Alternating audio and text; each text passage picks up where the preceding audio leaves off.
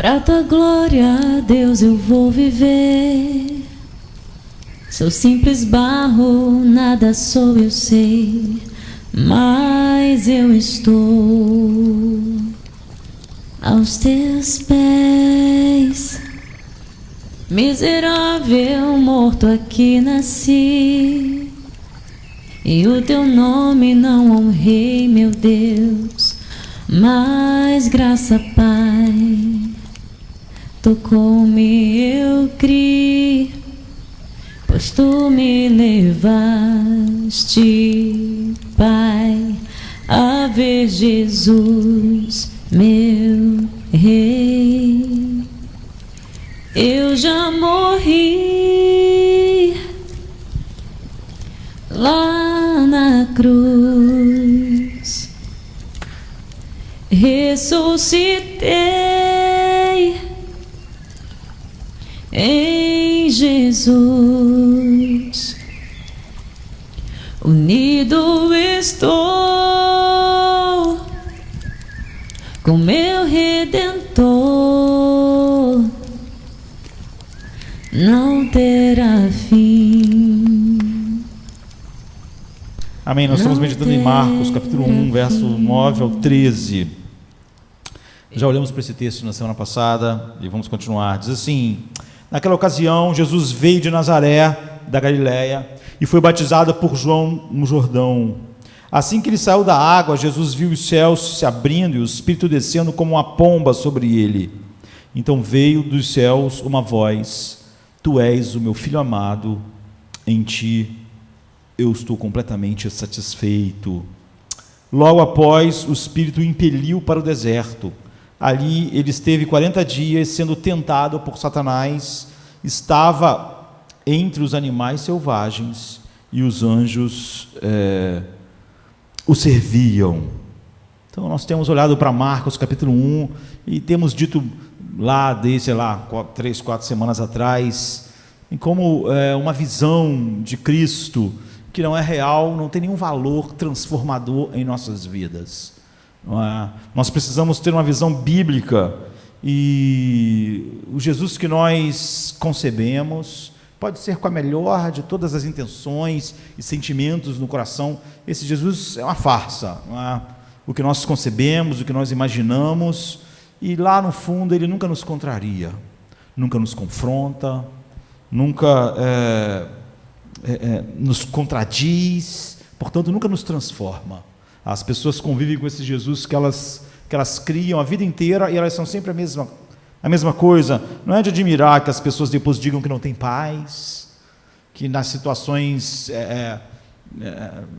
horríveis da vida ela tem o mesmo recurso do mundo lá fora, porque ela tem exatamente a mesma que as pessoas lá fora, não um novo coração para contemplar o verdadeiro Cristo somente nas Escrituras. E quando os apóstolos já estavam morrendo, as testemunhas já estavam morrendo, Marcos foi o primeiro a registrar, inspirado pelo Espírito Santo, essa biografia do Jesus real. E nós vimos na semana passada que esses 5 pequenos versos, não é, nós temos a história do mundo recapitulada, não é? Nós temos, Deus quis mostrar que o Deus Trino está por trás da criação, mas que na verdade a criação é só parte daquilo que a Trindade está empenhada e flui do que aconteceu na aliança eterna, não é? A Trindade na criação e a Trindade na redenção, que é o propósito final pela qual todas as coisas foram criadas, para que Cristo tivesse a proeminência, para que o Pai revelasse toda a beleza do seu Filho. Então nós vimos na semana passada que o importante aqui Marcos, ele, em poucas palavras, ele tritura grandes ensinamentos. É o evangelho mais curto, é o mais direto. Então no versículo 10 e 11 diz: quando Jesus estava saindo da água, ele viu do céu sendo aberto, o Espírito desceu sobre ele como uma pomba, e uma voz do céu falou: Tu és o meu Filho amado, em quem tenho todo o meu prazer. Então exatamente o que acontece na criação do mundo. O Espírito pairava sobre as águas, e então a palavra de Deus se revela, que é Cristo, e a criação se faz. Aqui, quando nós estamos introduzindo, quando Marcos está introduzindo a razão da criação, ele leva a gente para o mesmo lugar, não é? Então, na criação tem Deus, tem o Espírito de Deus, tem Deus Pai, tem o Espírito de Deus, e tem a palavra de Deus, o verbo de Deus. Deus fala, e ele cria através da palavra, no poder do Espírito, e aqui é a mesma coisa. Se quando o mundo foi criado pelo Deus Trino, Pai, a palavra, o Filho e o Espírito, o que Marcos deliberadamente está fazendo é nos levar de volta a isso e mostrar que tudo que existe flui de um Deus que é trino, flui de um Deus que é trino, e isso altera todas as coisas. E a criação original do mundo foi um projeto do Deus Trino, a redenção é um projeto do Deus Trino, e por fim, como o Deus Trino fez tudo lá na criação, Deus Trino faz tudo agora. É o Pai que predestina e escolhe, e tem um plano eterno, e é o Pai que dá o povo ao seu Filho, e é o Filho que paga o pecado, todos os pecados desse povo, é o Filho que compra para eles toda a justiça, mas não só isso, é o Filho que compra para eles todas as bênçãos espirituais. Então pense em todas as bênçãos espirituais, arrependimento, contrição, todas as coisas que nascem num coração regenerado foram compradas pelo Filho. Então não só Ele nos dá um novo coração, mas como todos os novos sentimentos, desejos, não só uma nova mente, mas como todas as decisões, todas compradas. E é isso que Marcos quer que a gente veja, a ação da Trindade na criação, a ação completa da Trindade na redenção, de tal maneira que no fim você só tem realmente um só lhe deu glória, né? Esse Deus que é um Deus, mas três pessoas, um único Deus, três pessoas. Então, como a gente viu na semana passada, isso sobrecarrega a nossa mente, aponta para nós uma coisa única. Nenhum ser humano poderia pensar em Deus assim. Só quando Deus se revela que Ele pode se revela algo totalmente diferente de tudo que nós poderíamos imaginar, porque é um Deus verdadeiro, é um Deus que nós concebemos. Nenhum de nós, nenhum ser humano conceberia a Trindade, mesmo depois de Deus nos revelar e o Espírito Santo habita em nós. É difícil, porque, como a gente viu, não é triteísmo, não é onde tem três deuses e que são muito unidos. Não. É um Deus só. Não é? Mas também não é unipersonalismo. Não é que é um Deus que se revela em situações diferentes, como três pessoas diferentes. Não. Ele é três pessoas, um Deus. Então, é trinitarianismo.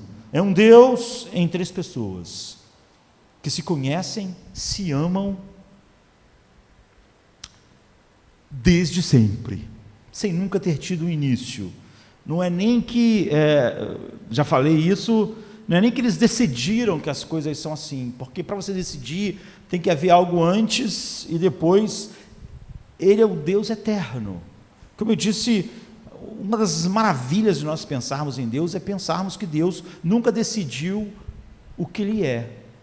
Ele nunca decidiu ser amor, ser santo, ser justo, ser misericordioso, ser bondoso, odiar o pecado, porque nunca houve uma época que Ele não foi assim.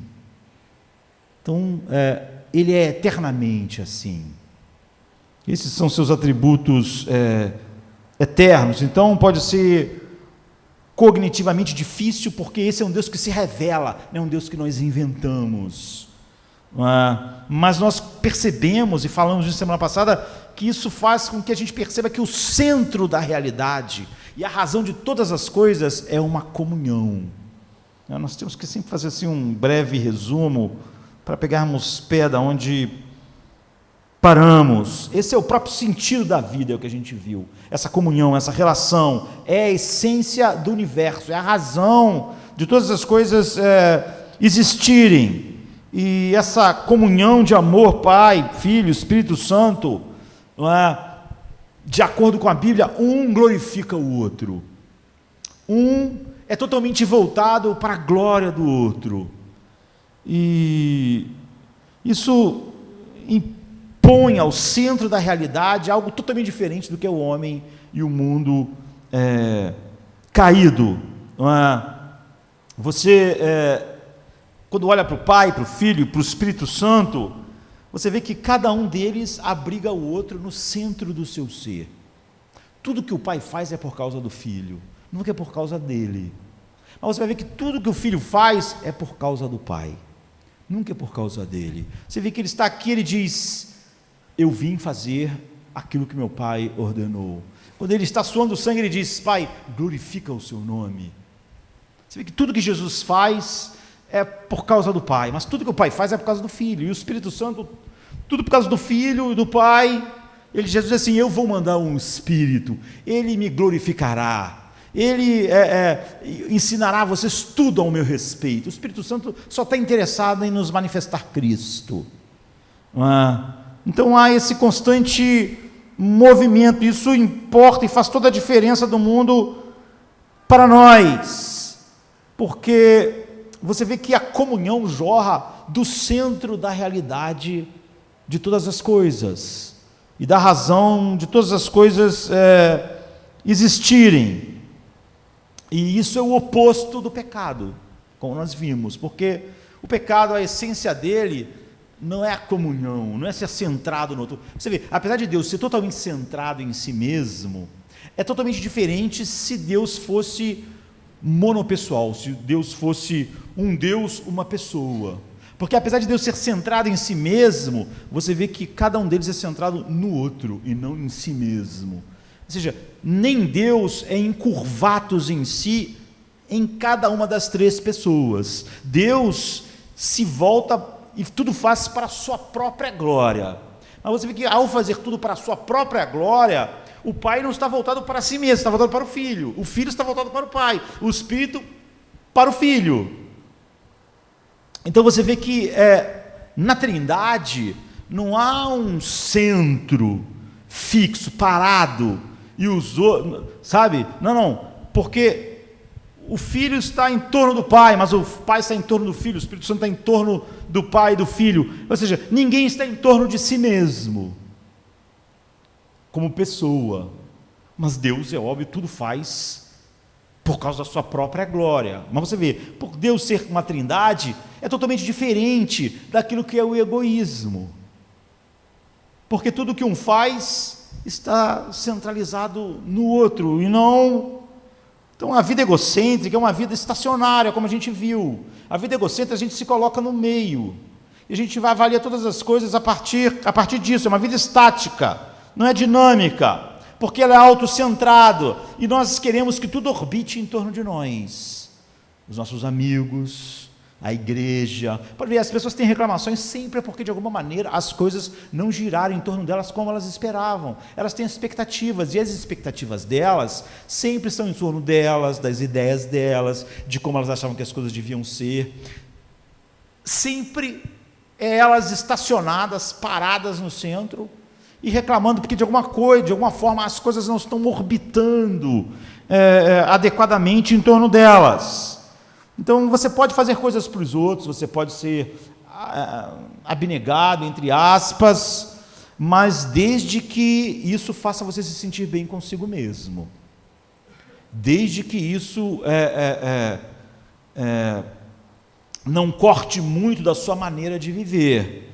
Então você pode ajudar as pessoas, você pode ter amigos, você pode se apaixonar, e você pode casar, desde que isso não comprometa os teus desejos individuais. Senão você diz assim: não estou mais feliz no casamento, não estou mais feliz no romance, não estou mais feliz na igreja, não estou mais feliz nessa relação, porque eu estava me doando muito. Você vê, parecia, tudo aquilo era dentro do limite de que as coisas estão girando de alguma maneira em torno de mim, ou seja, desde que não haja um comprometimento do seu interesse individual. Quando há esse comprometimento, aí O egocentrismo, portanto, torna tudo um meio para um fim, mesmo quando ele diz que não é.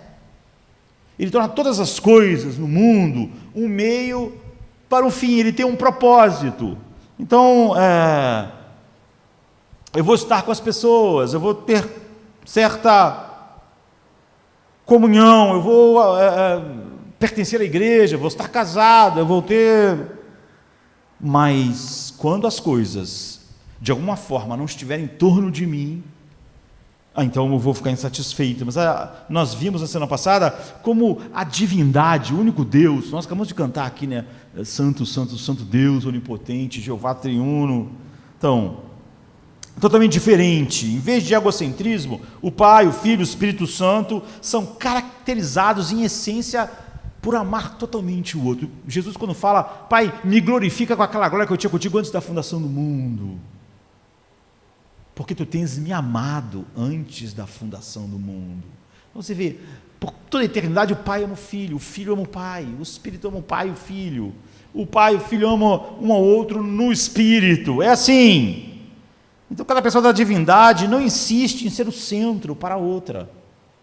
O Pai faz um plano para glorificar a Cristo, mas Paulo diz em 1 Coríntios, no final de todas as coisas, o Pai vai sujeitar todas as coisas ao Filho. Pronto, todo o plano do Pai como Ele quis. E quando todas as coisas estiverem sujeitas a Cristo, Paulo diz, então o Filho vai pegar tudo e sujeitar tudo ao Pai, para que Deus seja tudo em todos. Você vê, eles não insistem, cada pessoa da Trindade não insiste que o outro gire em torno de si, porque o outro totalmente ama, se deleita no outro, e não em si mesmo. Então um glorifica o outro, um ama o outro, um se deleita em meditar no outro. Você pode ter dificuldade, as pessoas às vezes vão dizer, é difícil meditar em Cristo, tal. O Pai não acha, o Pai medita em Cristo toda a eternidade. Não é? Um medita no outro, um serve ao outro, um se demora sobre o outro, contemplando as belezas, contemplando a glória, não é? Se deleitando. Você vê Jesus inclinado, ajoelhado, orando ao Pai. Vocês são coiguais, mas ele se prostra diante do Pai, diz, Pai Santo. Lá está ele prostrado. Você pode dizer, ali está a segunda pessoa da Santíssima Trindade prostrada diante do Pai, em adoração, em louvor. Jesus cantou um hino e foi para o Monte das Oliveiras. Então ali você tem a segunda pessoa da Santíssima Trindade cantando um hino ao Pai. Coiguais, mas eles não exigem que um gire em torno de si. Cada um orbita o outro, mas simultaneamente. Cada um coloca o interesse do outro sobre o seu. O Pai quer glorificar totalmente o Filho o Pai. O Espírito Santo é um holofote, não é? Iluminando Cristo. Ele revelou a sua palavra, a palavra para nós, para quê? Para nós conhecermos Cristo. A palavra é sobre Cristo. Mas quem a inspirou? O Espírito Santo. Mas não para revelar mais e mais dele mesmo, mas para revelar mais de Cristo. Então aí você vê o Pai e o Filho, o Pai e o Espírito apontando para Cristo, Cristo apontando para o Pai. Então nunca você vai ver nessa relação, que é a essência da existência e a razão de todas as coisas, um dizendo, não, você gira em torno de mim. Não é o contrário, isso acontece. E cada um está se movendo em direção ao outro, orbitando o outro, sem insistir que o outro orbite em torno de si. Isso é Deus. Isso é descrição bíblica de Deus. Isso deu origem ao mundo e deu a origem ao plano de redenção. Para quê? Com que propósito? Para que nós adentrássemos a esse drama eterno de amor, de adoração, de ver a glória, de se alegrar com a glória que um tinha com o outro antes que o mundo existisse. Você vê que é uma coisa de alegria, não tem nada do egocentrismo, não tem nada de como Lutero, por exemplo, Agostinho definiu o pecado como supérbia, não é? como orgulho, porque é totalmente voltado para si mesmo, e Lutero como o homem curvato em si, o homem, você se curva para você mesmo. Você vê, em Deus isso não acontece. Apesar de Deus ser totalmente inclinado para si mesmo, como Ele é uma trindade, Ele se inclina para si mesmo porque o Filho se inclina totalmente para a glória do Pai, o Pai para a glória do Filho, o Espírito para a glória do Pai e do Filho, e isso é a existência eterna. Como eu disse, eles nunca decidiram, as três pessoas nunca decidiram ser assim. O único Deus trino é assim eternamente. Então o centro da realidade, foi aí que nós nos demoramos semana passada, é uma comunhão. Ele não é mais uma comunidade do que é um Deus, mas ele não é mais um Deus do que é uma comunidade. Ele é eternamente uma comunidade, três, e eternamente um único Deus. Isso, nós paramos vendo que isso dá origem, a visão do Deus Trino dá origem a dois evangelhos diferentes. Se Deus não fosse trino, se Deus fosse monopessoal, nós vemos várias implicações que não podemos olhar de novo, é óbvio, mas nós paramos aqui, não é? E eu falei no finalzinho já, como nós gostamos às vezes de ouvir pregadores que denunciam o pecado, denunciam tudo, mas o problema, não é? Muitas das vezes denunciam erros realmente graves da igreja dos nossos dias, mas algum problema com alguns pregadores assim, é que quando chega ao final da cada sermão, você sente só que é difícil acabar um sermão e você sentir que você é salvo pela graça de Deus, porque é só uma dieta sem fim, não é, da lei. Não tem boa nova. Você acaba de ouvir aquilo, você se acha o mais miserável dos pecadores, mas não tenham graças, porque Paulo diz, eu sou o principal dos pecadores, ou miserável homem que sou, quem me livrará do corpo dessa morte? Isso é a mensagem, isso faz parte, mas ele não acaba assim, porque senão isso é uma tragédia. Isso é o que a lei faz, nos mostra miseráveis, quem nos livrará? Mas graças a Deus por Jesus Cristo. Sermão que é uma dose contínua de miserável homem que sou, quem me livrará do corpo dessa morte? Sem esse graças a Deus por Jesus Cristo, não tem evangelho. E muitas pessoas acham isso maravilhoso. Isso aconteceu no século V, quando Pelágio começou a pregar, e começou a falar que a igreja estava assim, estava assada, e quando Agostinho começou a perceber as pregações de Pelágio, parecia que Pelágio queria a purificação da igreja, mas a gente viu como Agostinho percebeu que, apesar do vocabulário cristão e evangélico, não tinha nada de evangelho naquilo que Pelágio pregava, porque ele compreendeu a essência mal, a essência da natureza de Deus, que é a essência do evangelho, a natureza do Deus trino. Pelágio ensinava que nós fizemos coisas erradas e que por isso tudo estava ruim e debaixo da maldição de Deus e que nós devemos começar a fazer as coisas certas. De tal maneira ele achava isso que ele acabou dizendo que o homem, se quisesse, podia fazer as coisas certas, porque para ele tudo era uma questão de fazer coisas certas ou erradas. Ele não havia uma compreensão, era como se ele não tivesse a compreensão. Agostinho percebeu da trindade, dessa comunhão de amor, que o centro da existência, o centro da realidade é uma relação de amor infinito. E, portanto, o alvo da vida cristã para Pelágio, e ele acabou enfatizando o livre-arbítrio do homem, a não herança da maldição de sermos escravos do pecado em Adão. E hoje nós temos, eu acho que Pelágio foi o último grande herege, todas as outras heresias depois, sempre na igreja, só umas variações. Ele foi original, assim a gente poderia dizer, na heresia, mas você vê, no século V, depois disso não teve muitas heresias, as heresias são só gente requentando as velhas heresias, e ele perdeu o alvo da vida cristã, porque ele não percebeu que a questão era desfrutar Deus, que nós cremos em Cristo como uma fonte, nós cremos nele como um pão, como algo que sacia a alma, não só como uma coisa que é verdadeira, certa. E nós vimos que se Deus fosse só um Deus monopessoal, então ele viveu eternamente só. A comunhão, o amor, não seria o centro do seu ser. Como ele viveu só, ele só podia criar com um propósito, não era para comunhão, porque ele viveu eternamente sem nenhuma comunhão, e é óbvio que isso não era aquilo que o caracterizava, não é? E a única razão para um Deus assim criar era ser obedecido.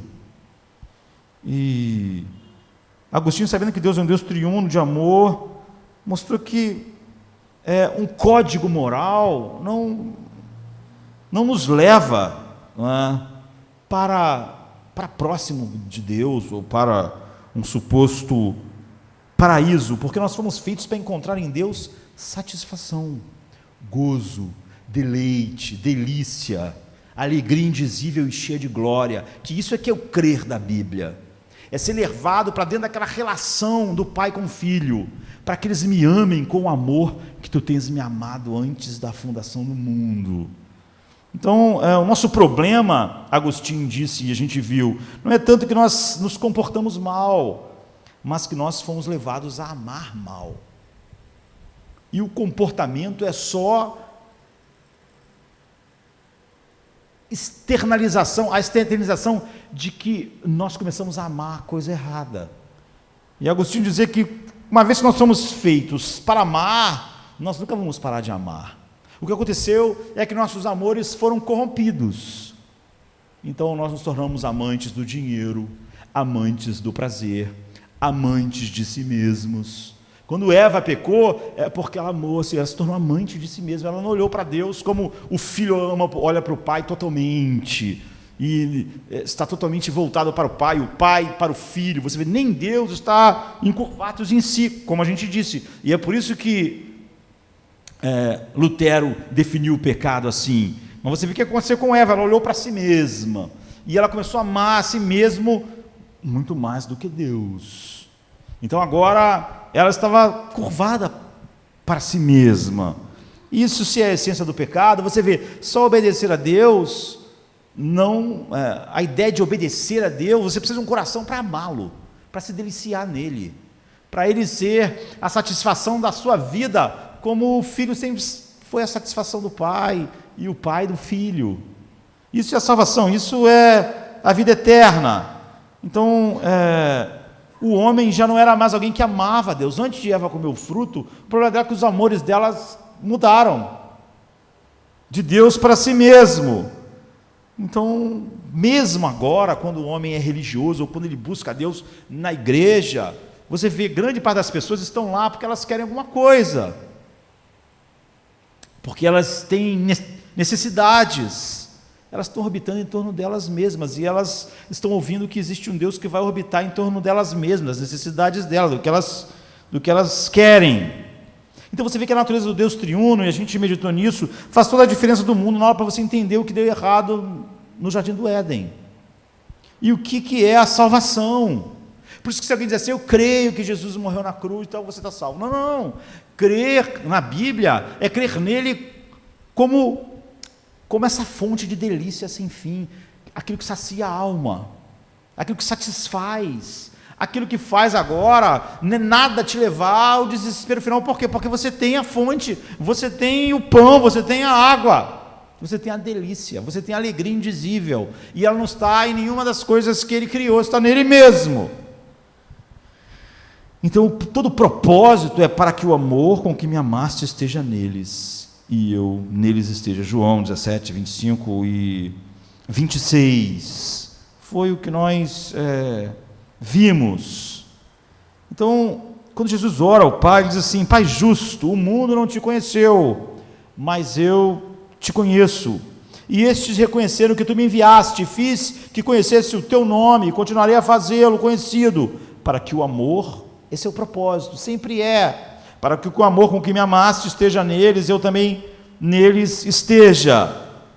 Então você vê, Jesus não queria fornecer apenas alguns dados a respeito de Deus, não é assim que ele revela a Deus, não é assim que o Espírito Santo vem habitar em nós. Ele vem trazer o conhecimento que só Ele tem de Deus, para que seja gerado em nós, o que Jonathan chama das afeições santas, as afeições que eternamente estiveram no coração de Deus, para Deus. Deleite, gozo, louvor, glorificação. E isso é algo que nenhum Deus que não fosse trino, essa salvação, poderia oferecer. Então o Pai se deleita tanto no amor eterno do seu Filho, que ele fez um plano eterno para manifestar esse amor e esse deleite e as perfeições do seu Filho. Então, Deus só criou o mundo por causa da comunhão com o seu Filho, para compartilhar isso, para mostrar isso em cada pedra, em cada peixe, em cada estrela, em cada átomo e em cada galáxia, as belezas infinitas do seu amor para com o seu Filho. E aí Jesus diz algo incrível, porque em João 17, 22 diz assim: eu lhes dei a glória que me deste. Ou outra versão: eu dei-lhes a glória que a mim me deste, para que sejam um como nós somos um. Então, essas palavras nos deviam levar a um derrame cerebral, porque a Bíblia o tempo todo diz que a glória de Deus Ele não dá a ninguém. Não é? Essa é a afirmação constante. Aqui Jesus diz assim: eu lhes dei a glória que a mim me deste. Então, Isaías 42:8 diz assim: eu sou o Senhor, este é o meu nome, não darei a minha glória a outro. Então, como Jesus podia dizer isso? Eu dei a eles a glória que tu me deste. Então, você vê que o que Isaías 42 está mostrando para nós não é um Deus abraçando desesperadamente a si mesmo e recusando a compartilhar algo, choramingando, não é meu, não é de mais ninguém, não é isso. Em Isaías 42, Deus está falando ao seu servo escolhido, ao Messias, aquele unge com o Espírito. É por isso que nessa introdução de Marcos, ele diz o quê? Eu vi o Espírito como uma pomba pairando sobre, porque ele é o Messias, ele é o servo ungido, o rei ungido.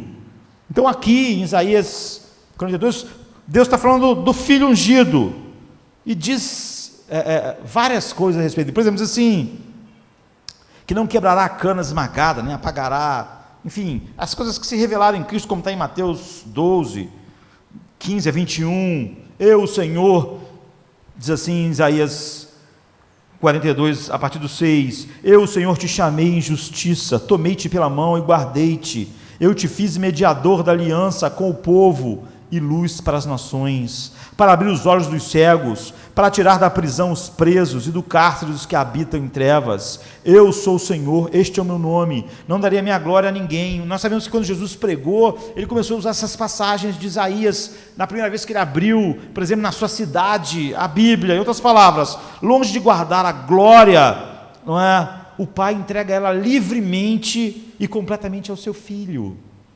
Como eu disse, cada uma das pessoas da Santíssima Trindade é totalmente voltada para outra, não é voltada para si mesmo. Significa simplesmente que ele não dará a glória dele a ninguém, a não ser a seu Filho. Porém, isso podia parecer para nós algo contido. Isso, se Deus fosse monopessoal, não é? E não a Trindade. Então, à medida que ele só dá a glória ao seu Filho, o Pai entrega toda a glória, todo o seu amor, todo o seu deleite, todo o seu prazer. Só Ele é o Filho amado em que Ele se compraz, Ele é a alegria do seu coração eternamente, e Deus só dá bênçãos a seu Filho, Deus só escuta seu Filho, e Deus só faz coisas por seu Filho. E é por isso que nós quando oramos em nome de Jesus, o que nós estamos dizendo é isso, nós estamos afirmando isso. Nós sabemos que é só por causa dele, que tão somente se isso trouxer glória a ele, se isso manifestar a beleza dele, é que tu vais fazer, porque nós sabemos, porque essa é a verdade. Então o Pai entrega toda a sua glória, todo o seu amor, todas as suas bênçãos, exclusivamente ao seu Filho. Então ele dá um povo ao seu Filho. E esse Filho partilha conosco aquilo que o Pai dá a ele. É por isso que Paulo diz em Efésios que nós temos toda a sorte de bênçãos espirituais em Cristo. E é por isso que Deus está dizendo, eu lhes dei a glória que tu me deste. Só Ele é o amado do Pai. Então como nós podemos ser amados? Como nós podemos receber essa glória de ser amados por Deus? Em Cristo Ele nos amou antes da fundação do mundo. É isso que Deus está dizendo. A glória que Ele sempre recebeu do Pai, amor, deleite, prazer, aceitação. Ele diz, a glória que tu me deste, eu dou a eles, para que eles sejam um conosco. Porque o Pai, Ele não dá a glória dele a ninguém, a não ser ao Filho. Mas você vê, e em Cristo, essa glória chega a nós. Então o Pai não verte bênçãos para longe do Filho, nenhuma bênção. Todas as bênçãos espirituais, por isso que é totalmente absurdo você ver a ideia de que o Evangelho hoje é pregado tanto, dizendo que há coisas espirituais que são bênçãos de Deus, que nascem naturalmente no coração caído do homem, como arrependimento, como contrição. Todas essas coisas foram compradas para chegar a nós, por Cristo, porque só Ele é o objeto de todas as bênçãos. O Pai está voltado para o Filho. Então, Ele enviou o seu Filho para partilhar da plenitude da sua glória conosco, o seu povo. Então o Pai ama tanto que Ele deseja nos envolver nesse amor infinito que Ele tem pelo Filho. Por isso Ele deu um povo ao Filho na eternidade.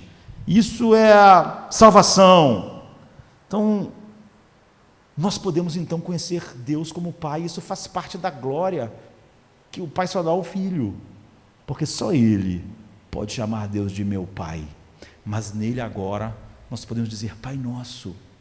Você vê, todo o plano de salvação é para que nós entremos naquela comunhão, que é a razão, que é o tecido de tudo que foi criado. Então, Jesus, o nosso grande sumo sacerdote, é por isso que a oração de Jesus, em capítulo 17 de João, é chamada de oração sacerdotal de Jesus.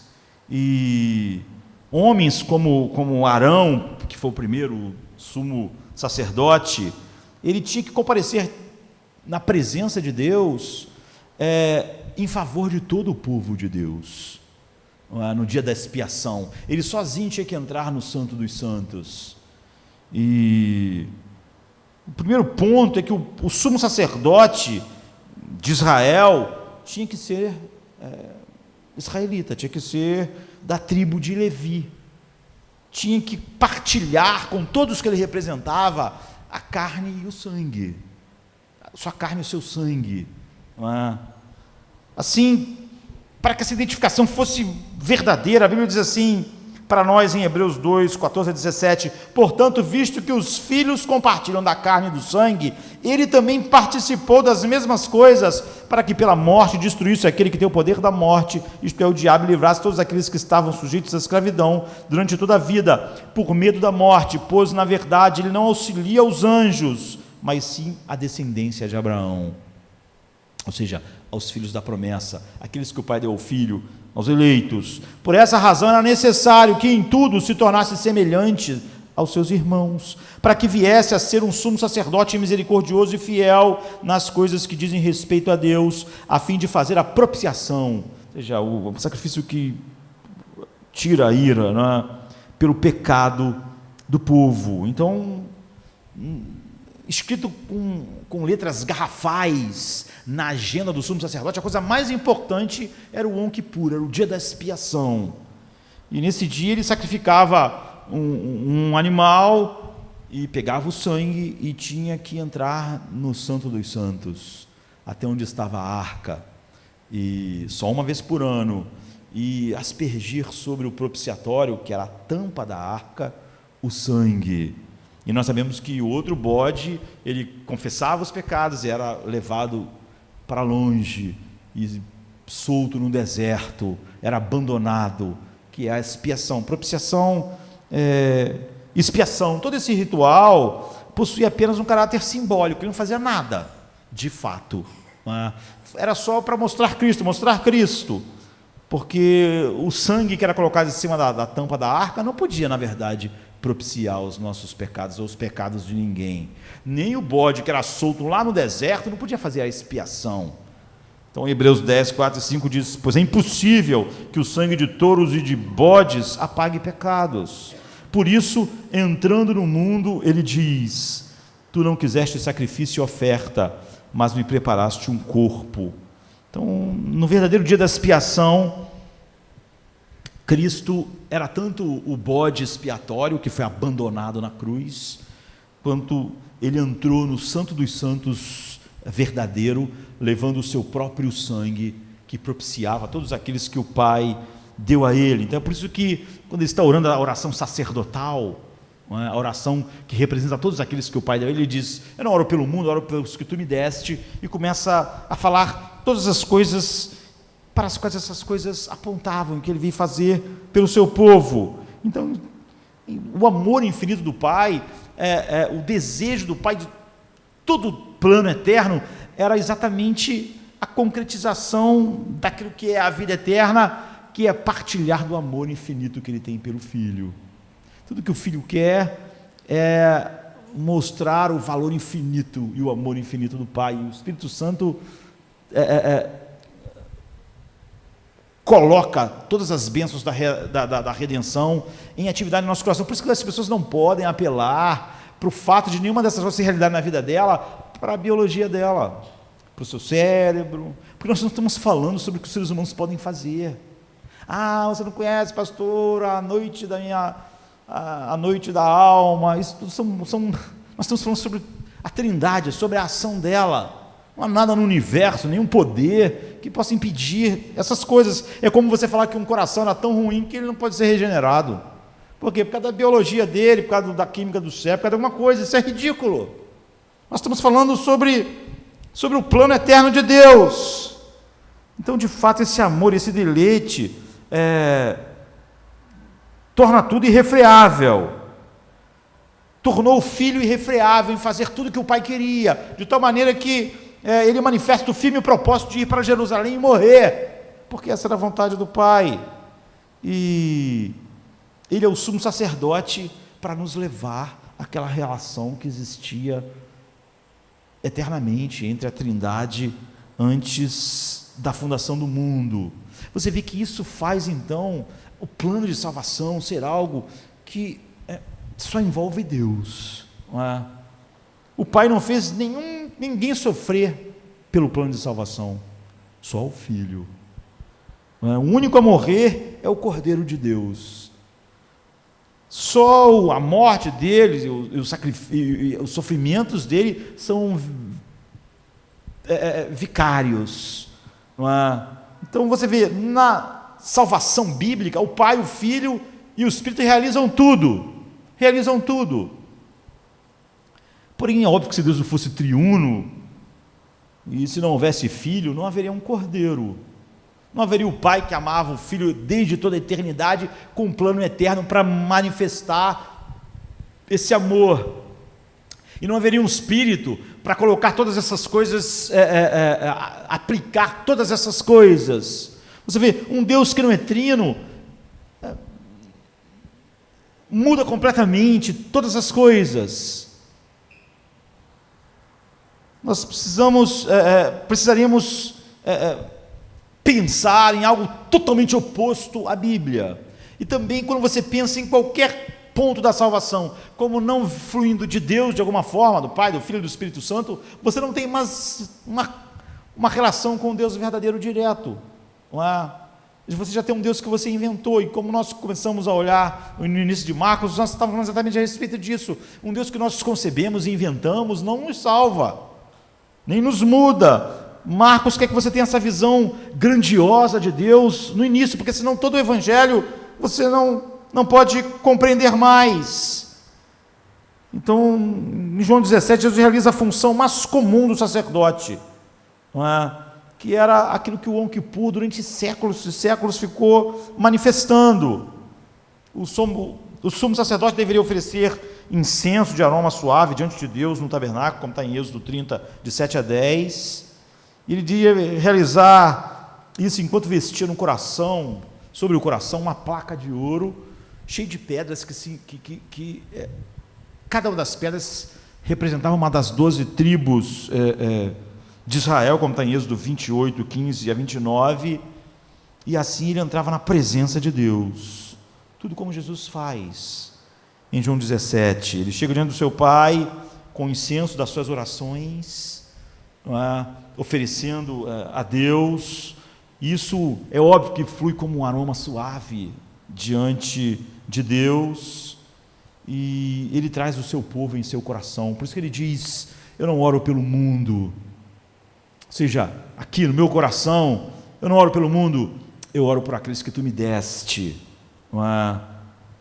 Mas ele diz, mas também por aqueles que hão de crer, ou seja, não só esses que estão aqui nesta noite, naquela quinta-feira, igual a hoje, não é? Eu rogo por eles, não rogo pelo mundo, mas por aqueles que me deste, porque são seus. João 17:9. Depois ele diz que roga por todos aqueles que iam ser chamados no futuro. Então ele está trazendo todo o povo que Deus deu a ele na eternidade no seu peitoral, e está levando diante do Pai como joias do seu coração. Ele está trazendo para nós a glória que o Pai dá a ele por toda a eternidade. Por isso que Deus não dá a glória dele a ninguém, como nós vimos e lá em Isaías, mas ele está dizendo que dá toda a glória ao servo ungido, e Jesus está dizendo: eu dei-lhes a glória que tu me deste, e para que eles sejam levados a essa comunhão. Então, a plena unidade, ele diz, no Salmo 133, de 1 e 2, há um texto famoso que diz assim: como é bom e agradável os irmãos viverem em união. E aí ele usa uma figura, assim, é como o óleo precioso sobre a cabeça que desce para a barba de Arão, e desce para a gola das suas vestes. Então, aqui ele está falando sobre a ordenação de Arão, quando Arão foi ordenado e colocaram o óleo da unção sobre Arão, que desceu sobre ele. Jesus, da mesma forma, você vê, ele é o rei ungido, ele é o Messias.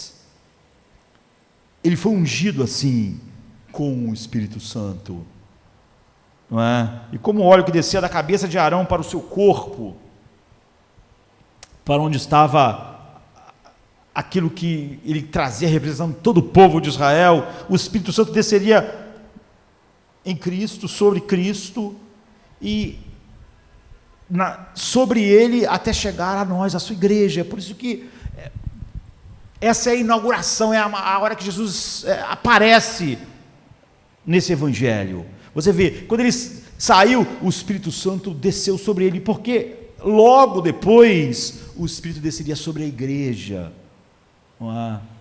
Porque é como o óleo que desce sobre a barba do sumo sacerdote Arão, não é?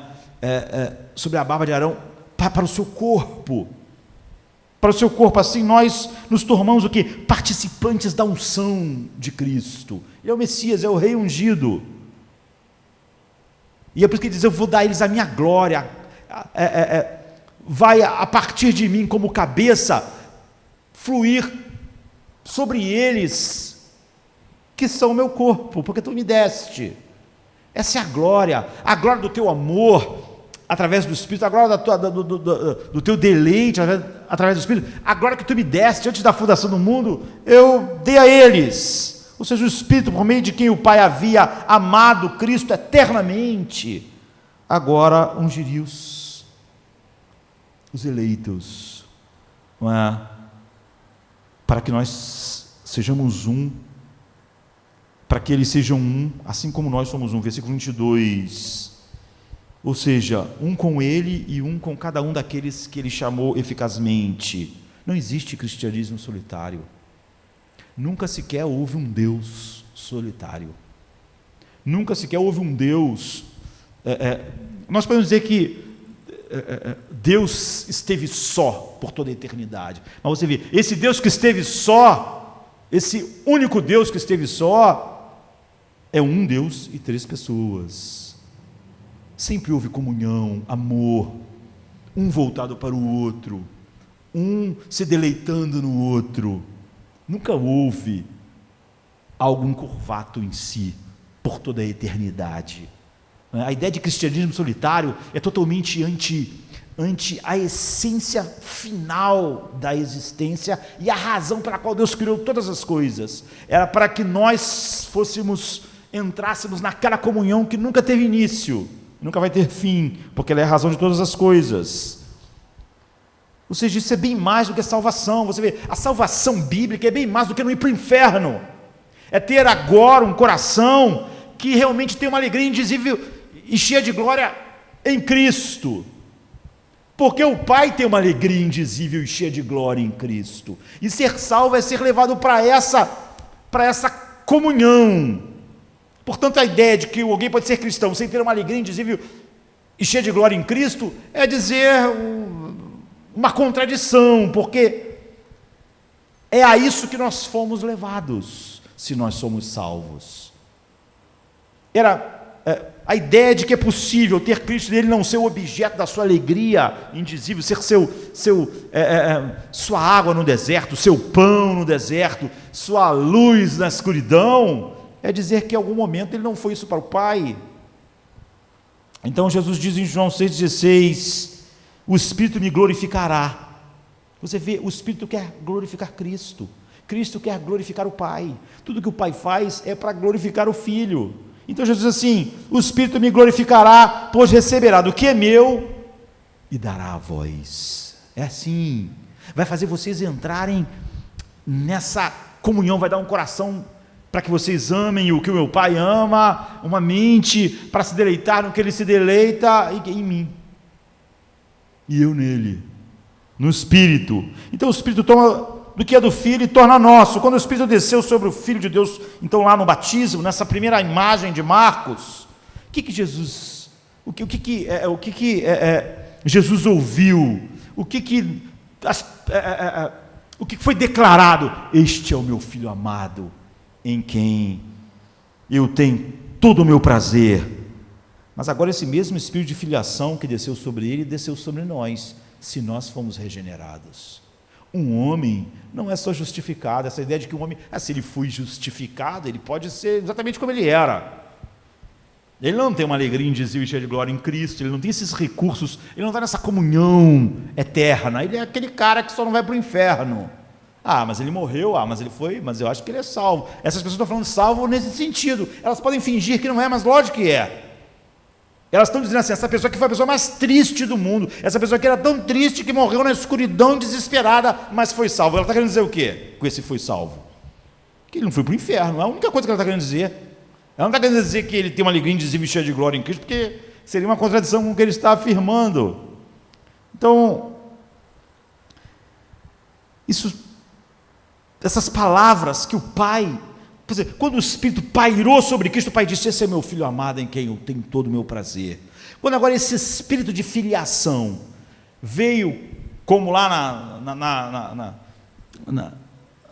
na metáfora do Salmo 133, esse óleo, que é o Espírito, desceu sobre a barba de Arão para o seu corpo, assim quando o Espírito veio sobre nós, essas palavras se tornam palavras do Pai sobre mim.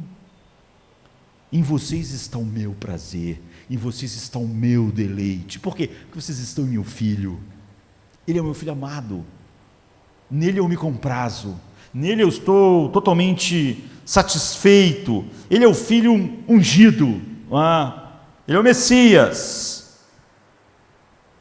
Então Jesus diz assim, algo incrível, em João 17:23, porque tu os amaste, assim como tu me amaste. O amor que tu tinha por mim desde toda a eternidade, que nunca teve um início, agora transbordou para eles. Então, assim, quando o Filho me leva diante do Pai, com o Espírito habitando em mim, eu posso declarar com ousadia: Abba, Pai.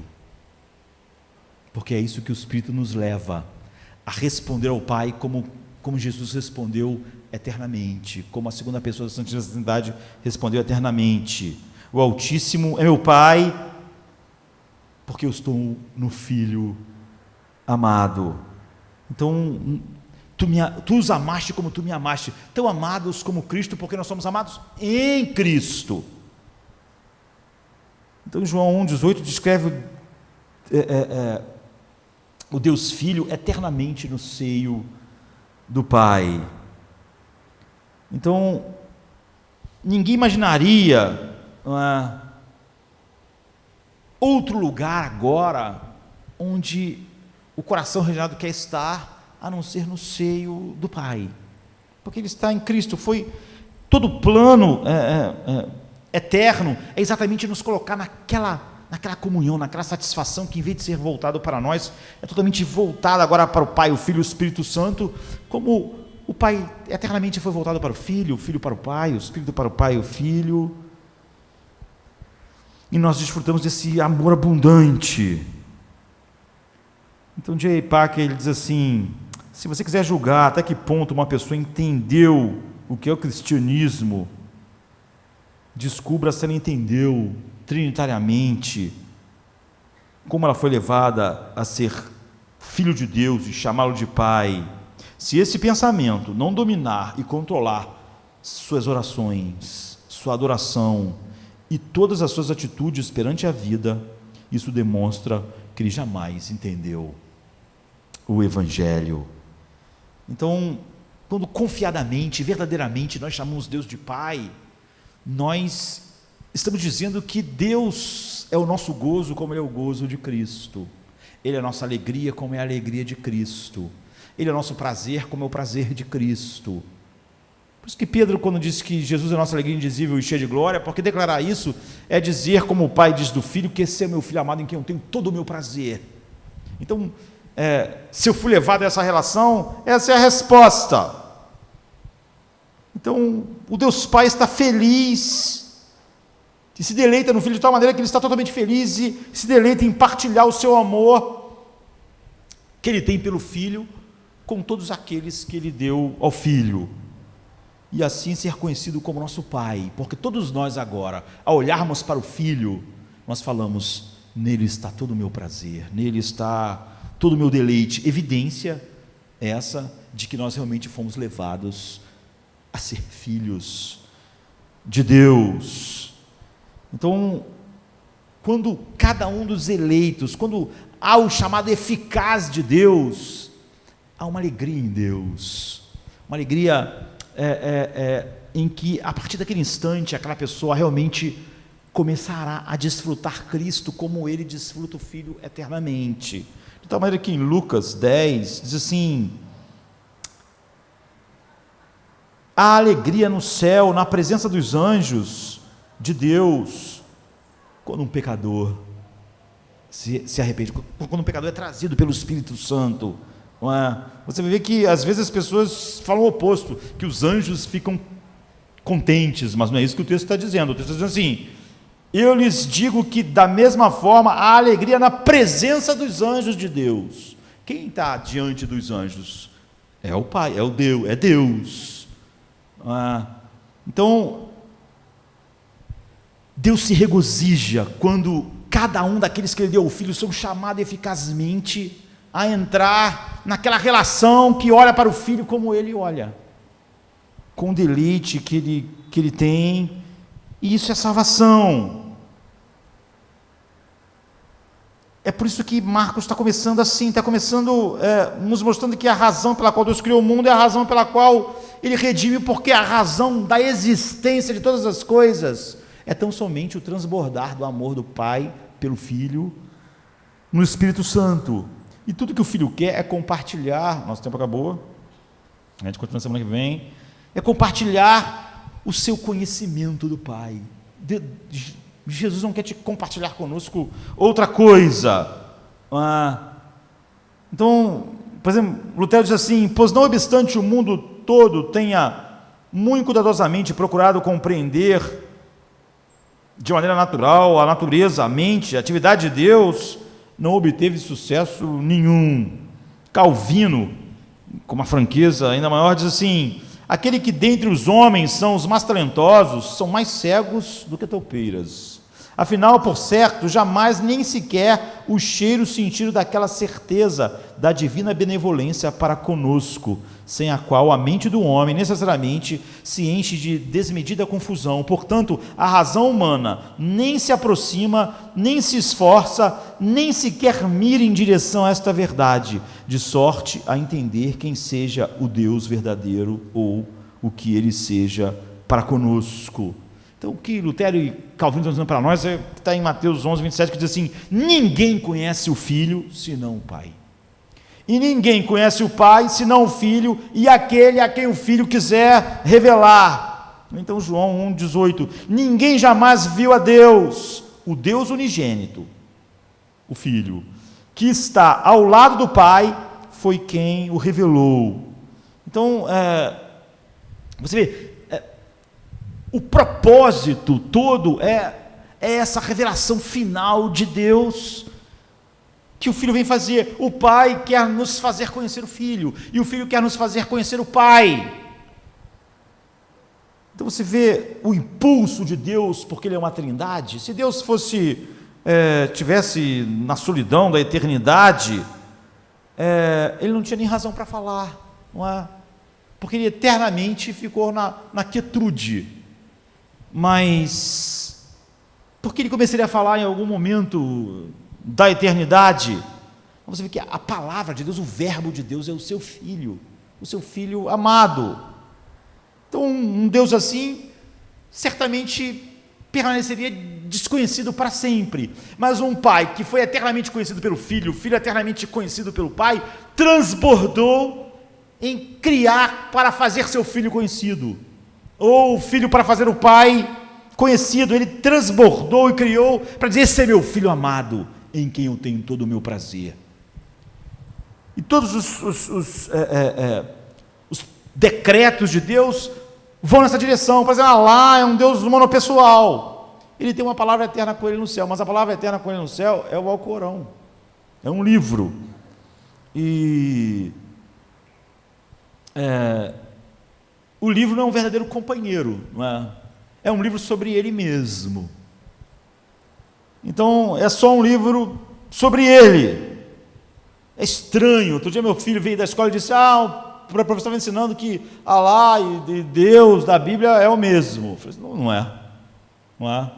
O professor não entende absolutamente nada. O professor não devia falar sobre o que não entende. Não é. O Deus bíblico é um Deus trino. Não tem nada a ver com Alá. Não tem nenhuma... Não é só que estamos usando palavras diferentes. Esse é um Deus que se revelou. Você vê um Deus totalmente surpreendente. O Deus verdadeiro. Então, quando o Deus triuno nos entrega a sua palavra, Ele entrega o seu próprio ser. Ele não entrega um livro, Ele entrega o seu Filho. Ele é o verbo, é a perfeita revelação do Pai. Só quem o Pai quiser, só quem o Filho quiser revelar. A palavra estava com Deus e a palavra era Deus. E tudo isso é muito revelador para nós. Esse Deus não nos dá algo além dele mesmo. Ele não conta apenas algo sobre si mesmo. Ele se entrega a nós de verdade. Porque a palavra dele é o seu Filho amado. Se ele apenas jogasse um livro do céu, nós poderíamos conhecer alguma coisa sobre ele, que ele quis revelar, e ficar à distância. Essa própria palavra que ele envia é Deus. Vem a nós, habita conosco, e como João começa, o verbo virou gente e habitou entre nós, cheio de graça e de verdade, e nós vimos a sua glória, como a glória unigênita. Tu vê como o Pai se revela? Não é jogando um livro para nós, como se revela em seu Filho. Então, Cristo é a palavra de Deus, e a revelação perfeita de como Deus ama, como Deus se deleita, porque Deus criou todas as coisas. Então, em Jesus nós vemos Deus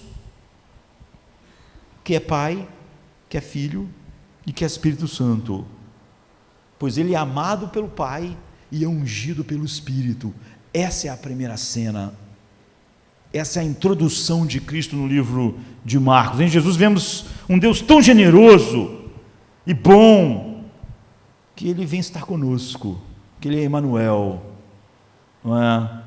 Colossenses 1,15 diz, ele é a imagem do Deus invisível. Hebreus 1,3 diz, o resplendor da sua glória, a representação exata do seu ser. Então nós podemos saber exatamente como Deus é na face de Cristo. E nós podemos contemplar as belezas infinitas do Pai em Cristo, pelo Espírito Santo, desfrutando o mesmo deleite que o Filho tem no Pai, e que o Pai tem no Filho. Então nós temos que encerrar por hoje, mas ao Espírito, você vê, ao revelar-se,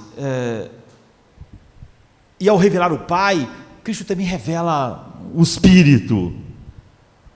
Mas juntos, o Pai e o Filho enviam o Espírito. Porque você vê, o Filho torna o Pai conhecido. Todo o plano eterno é o plano eterno do Pai para fazer o Filho conhecido. E o que o Espírito faz? Torna o Filho conhecido. O Espírito Santo faz isso em primeiro lugar, revelando a palavra de Deus, a Bíblia. Como está em 2 Timóteo 3,16, 1 Pedro 1, 11, 12. Para que nelas a palavra, que é o verbo, seja de fato conhecido por nós. Mas você vê, você não pode ter só, como a gente começou o culto hoje, dados mentais sobre Cristo, porque ele é uma fonte, o Pai se deleita nele. Nós não poderíamos, com informações a respeito dele corretas em nossas mentes, todas as informações corretas que um cristão tem, um demônio também tem sobre Cristo. Mas o Espírito Santo não só revelou a Bíblia para apontar para Cristo, ele vem para abrir nosso coração para enxergarmos Cristo, para nos deleitarmos em Cristo. E se Deus mesmo habita em nós, não pode haver uma intimidade maior. E não pode o livro ser apenas o livro. Então você vê, por que existe a Bíblia? Para Cristo ser conhecido. Infelizmente, quando as pessoas pensam no Espírito Santo, as pessoas estão pensando em outras coisas, mas ele revelou o livro para revelar Cristo. Isso muda tudo, não é? Eu já falei que quase sempre quando as pessoas chamam de leitura devocional, é péssimo o que elas fazem com a Bíblia. E isso faz as pessoas gostarem de uma parte da Bíblia, não gostar da outra parte da Bíblia, não gostar da outra parte da Bíblia, porque ela lê a Bíblia como uma inspiração para si mesmo. Eu diria que muitas pessoas leem a Bíblia encurvados em si mesmas. O que a Bíblia pode dizer de bom para mim hoje, para mim me sentir bem? Como é que ela pode me inspirar? Como é que ela pode ajudar no meu casamento? Como é que ela pode ajudar naquilo? Então é óbvio que ela não acha todas as passagens da Bíblia interessantes, porque elas acham que a Bíblia é sobre elas, é sobre o casamento delas. Você vê que as perguntas das pessoas, dos cristãos hoje, são as mesmas perguntas dos fariseus. Eles só viviam fazendo pergunta, mas as perguntas deles mostravam como o coração deles era encurvado em si mesmo, eles eram totalmente superficiais. Eles queriam saber, olha, uma mulher aconteceu isso, com quem ela vai ser a mulher na eternidade? Moisés disse que podia dar carta de divórcio. O que vocês... As perguntas deles eram sempre assim. Jesus disse assim, olha, a Bíblia testifica de mim, mas vocês não querem vir a mim para ter vida. Então todo o estudo da Bíblia de vocês é inútil.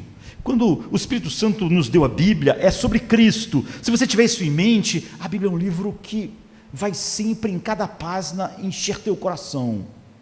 Quando você lê lá Levítico, sacrifício, como matar um animal, como fazer, você não vai falar assim, esse texto eu não gosto muito, porque como é que isso pode ajudar meu casamento? Como é que eu posso receber uma inspiração para o dia de hoje?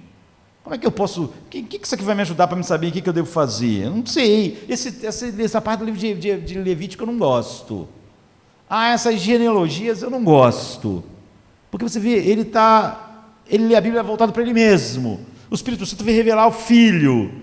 Se ele pensasse assim, o que devia ser a única razão pela qual ele lê a Bíblia, o que livro de Levítico sobre esses sacrifícios fala sobre Cristo? O que ele quer me ensinar sobre Cristo? Você vê, aquela passagem agora é maravilhosa.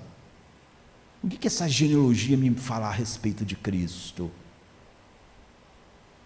O que o livro de Jó me ensina sobre Cristo? O que essa passagem mais obscura me ensina a respeito de Cristo? Agora já não tem mais nenhuma passagem interessante na Bíblia, porque todas elas me falam a respeito de Cristo. Quando eu estava pensando em mim mesmo, eu pensava, esse texto não me ajuda, não me interessa, ele não vai me ajudar em nada, eu não consigo entender o que ele está querendo dizer, porque eu estava buscando outra coisa lá. Não é? Então Paulo escreveu a Timóteo desde a infância: sabes as sagradas letras que podem fazer-te sábio para a salvação pela fé que está em Cristo. 2 Timóteo 3,15. Ele se refere ao Antigo Testamento e agora ao Novo, como a nós. Mas a crítica de Jesus às pessoas é exatamente ir na Bíblia procurar outra coisa que não era ele. Ele diz assim em João 5, 39, 40, depois 46: vós examinais as Escrituras, por julgar ter nelas a vida eterna, mas são elas que testificam de mim. Mas vocês não querem vir a mim para terdes vida, pois se cresces em Moisés, crereis em mim, porque ele escreveu a meu respeito. Então é o seguinte: se o Espírito Santo que caiu sobre mim realmente estivesse em vocês, vocês iriam à Bíblia me procurar, e cada página seria a revelação profunda do Deus Espírito Santo a respeito de mim, porque tudo que ele faz é me revelar, como tudo que eu faço é revelar o Pai, de maneira muito clara. Jesus está dizendo que examinar as Escrituras buscando algo que não é ele, é porque você não tem um coração para ir a ele para ter vida.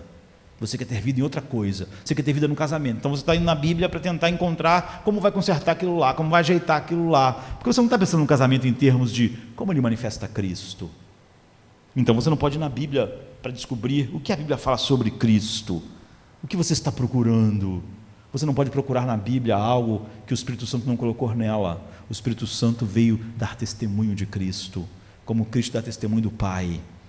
É por isso que o livro de Marcos começa assim. Ele não começa, apesar de Marcos usar menos palavras, ser mais curto, ele é tremendamente profundo. Ele quer que você veja que o Espírito que pairou sobre as águas para Deus criar o mundo, a Trindade. Então a Trindade, a redenção é tudo sobre a Trindade, a salvação é tudo sobre a Trindade. A salvação é tudo sobre comunhão, amor e deleite entre as pessoas da Santíssima Trindade, e a salvação é nos levar para dentro dessa comunhão. Vamos ficar de pé, vamos continuar na semana que vem. Pra tua glória, Deus, eu vou viver.